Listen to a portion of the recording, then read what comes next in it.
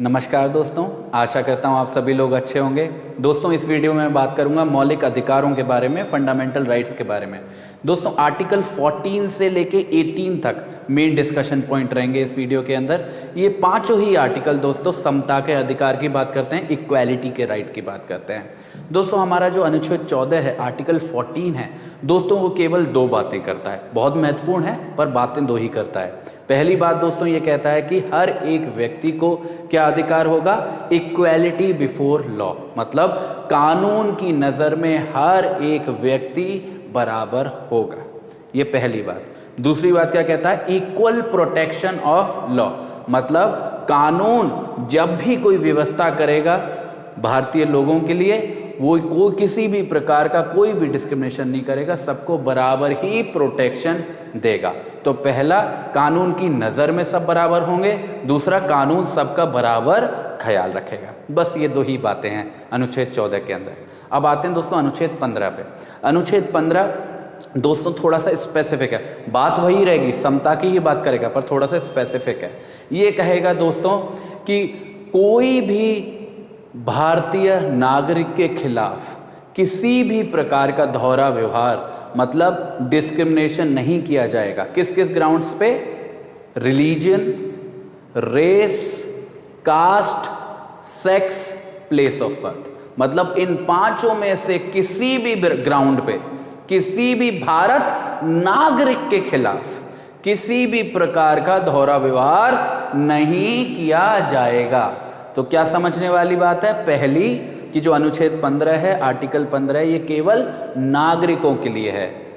दूसरी तरफ जो आर्टिकल 14 था, जो अभी हमने समझा, वो दोनों के लिए, भारतीय नागरिकों के लिए भी है और एलियंस के लिए भी, उन लोगों के लिए भी है जो भारतीय नागरिक नहीं है। पर 15 केवल भारतीय नागरिकों के लिए। इन 5 ग्राउंड में से किसी भी ग्राउंड पे किसी भी भारतीय नागरिक के खिलाफ किसी भी प्रकार का डिस्क्रिमिनेशन नहीं करा जाएगा। ठीक है।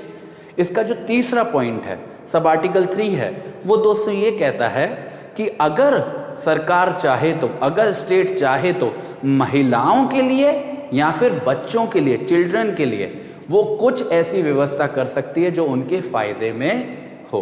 तो आप समझ रहे हैं, पहले पॉइंट के अंदर ये कहा जा रहा है कि सेक्स ग्राउंड नहीं होगा किसी भी प्रकार के डिस्क्रिमिनेशन का, पर उसके साथ ही साथ ये कहा जा रहा है कि महिलाओं की और जहां तक बच्चों की बात है, उनके फेवर में अगर सरकार चाहे तो कुछ कर सकती है। ठीक है। वहीं पे जो चौथा पॉइंट है, वो इसी बात को आगे बढ़ाते हुए कहता है, अगर सरकार चाहे तो ऐसे लोगों के लिए जो सोशली और एजुकेशनली बैकवर्ड है, और नहीं, सोशली एंड एजुकेशनली बैकवर्ड है, मतलब कोई ऐसा व्यक्ति जो समाज में भी पिछड़ा हुआ है और पढ़ाई में भी पिछड़ा हुआ है, ऐसे व्यक्ति के फेवर में भी अगर सरकार चाहे तो कुछ ऐसी व्यवस्था कर सकती है जो खाली उनके लिए हो, उनके फायदे में हो। उसके साथ ही साथ ऐसी भी कोई व्यवस्था कर सकती है जो कि शेड्यूल कास्ट के जो लोग हैं या फिर शेड्यूल ट्राइब के जो लोग हैं उनके फेवर में हो। तो 3 चीजें हैं, सोशली एंड एजुकेशनली बैकवर्ड के फेवर में तो कर ही सकती है, उन्हीं के साथ साथ शेड्यूल कास्ट के लोगों के फेवर में भी और शेड्यूल ट्राइब के लोगों के फेवर में भी अगर सरकार चाहे तो कदम उठा सकती है, और उससे 15(1) के ऊपर कोई फर्क नहीं पड़ेगा। एक इसमें नया एडिशन हुआ है दोस्तों, वो पॉइंट नंबर 6 के अंदर है, 15(6) के अंदर। 15(6) ये कहता है दोस्तों, अगर कोई व्यक्ति है जो कि इकोनॉमिकली वीक है, कहने का मतलब है पैसे से वो वीक है, वो किसी भी जाति का हो सकता है, किसी भी धर्म का हो सकता है, उसका कुछ भी जेंडर हो सकता है, अगर उस पर पैसा कम है, वो इकोनॉमिकली वीक है, तो उसके फेवर में भी अगर सरकार चाहे तो कुछ व्यवस्था कर सकती है। ये नई चीज़ है जो अभी नई बीजेपी गवर्नमेंट के अंडर ही आई है। ठीक है दोस्तों, ये हमारा अनुच्छेद 15 था। अब आते हैं अनुच्छेद 16 पे।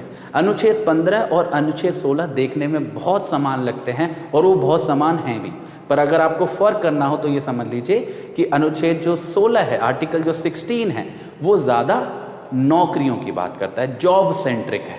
ठीक है।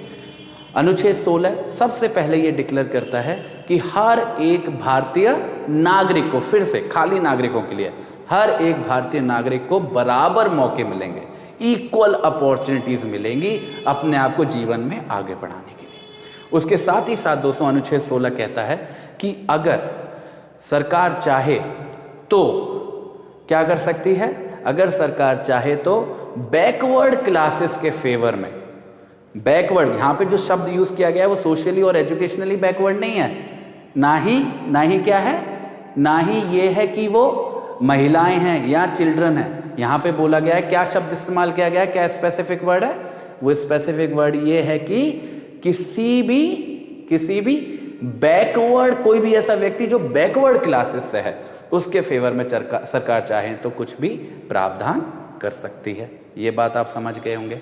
इसके साथ ही साथ अनुच्छेद 16 ये कहता है कि प्रावधान का मतलब है रिजर्वेशन। यहां से दोस्तों ये रिजर्वेशन की पॉलिसी आती है। आप देखते हो कि सीट्स रिजर्व्ड होती है नौकरियां में, और अनुच्छेद 16 आर्टिकल 16 ना केवल नौकरी लगने तक का रिजर्वेशन की बात करता है, बल्कि इसका पॉइंट नंबर 4A प्रमोशन में भी रिजर्वेशन की बात को मानता है। फिर आखिर में दोस्तों इसका पॉइंट नंबर जो 6 है वो इकोनॉमिकली वीकर सेक्शंस के लिए है, कि जो लोग इकोनॉमिकली वीक हैं, वो किसी भी जाति के हों, धर्म के हों, उनके लिए 10% तक का 10% तक का रिजर्वेशन किया जा सकता है सरकार के द्वारा। ये दोस्तों अनुच्छेद 16 था। अब आते हैं अनुच्छेद 17 पे।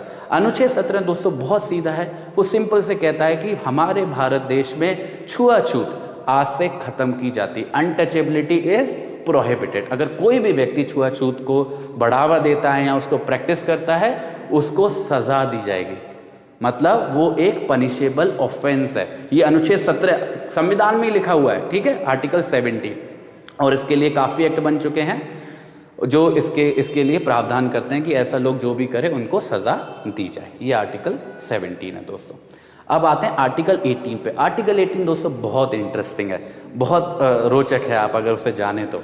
आर्टिकल 18 सबसे पहले कहता है कि हमारे भारत देश में किसी भी प्रकार का कोई भी टाइटल नहीं होगा। टाइटल मतलब आप ऐसे समझ लो, उपनाम जो होते थे ना, जैसे जमींदार फलाना फलाना, रजाकार फलाना फलाना, ये इन सब चीज़ों का बहुत चलन था हमारे देश में। जब हमारा देश आज़ाद हुआ था, लोग अपने आप को बहुत प्राउड समझते थे कि वो ज़मींदार हैं, और लोग बहुत प्राउड समझते थे कि वो चौधरी हैं। चौधरी कास्ट वाला नहीं, एक सोशल पोजीशन भी होती थी।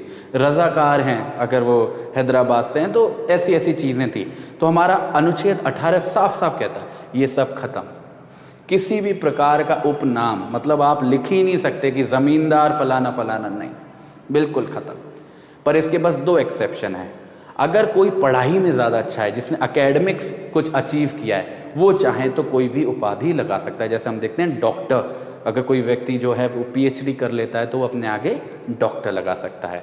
ये पहला एक्सेप्शन है। इसका दूसरा एक्सेप्शन है दोस्तों कि अगर कोई व्यक्ति है जो आर्मी में है, फौज में है, और उसका कोई वहाँ पे स्तर है, जैसे कि कर्नल, जैसे कि कमांडर, जैसे कि मेजर, वो चाहें तो अपने नाम के आगे अपनी उपाधि लगा सकते हैं। ये 2 एक्सेप्शन है दोस्तों। इसके साथ ही साथ मानिए किसी व्यक्ति ने बहुत ज़्यादा अचीव किया है अपने जीवन में, कि उसको भारत रत्न मिला है, या फिर उसको और कोई सरकार के द्वारा ऐसा इनाम मिला है, ऐसी रिकॉग्निशन मिली है, वो चाहे तो जैसे पद्मश्री हो गया, अगर वो चाहे, ऐसा व्यक्ति चाहे तो उसको भी उपनाम के तौर पर इस्तेमाल कर सकता है। तभी हम देखते हैं कि जैसे हम बोलते हैं कि भारत रत्न फलाना फलाना पर्सन, पद्मश्री फलाना फलाना पर्सन, ये अलाउड है। तो हम देखेंगे मोटा मोटा इसके लिए 3 एक्सेप्शन है। क्या? एकेडमिक एक्सीलेंस, मतलब अगर कोई पढ़ाई लिखाई में अच्छा करे, आर्मी, फौज, और उसके साथ ही साथ ये जो भी नेशनल अवार्ड्स हैं, ठीक है, भारत रत्न, पद्मश्री, ये सब आप इस्तेमाल कर सकते हो, ये सब आप लगा सकते हो। ठीक है दोस्तों, ये था हमारा आज का डिस्कशन दोस्तों।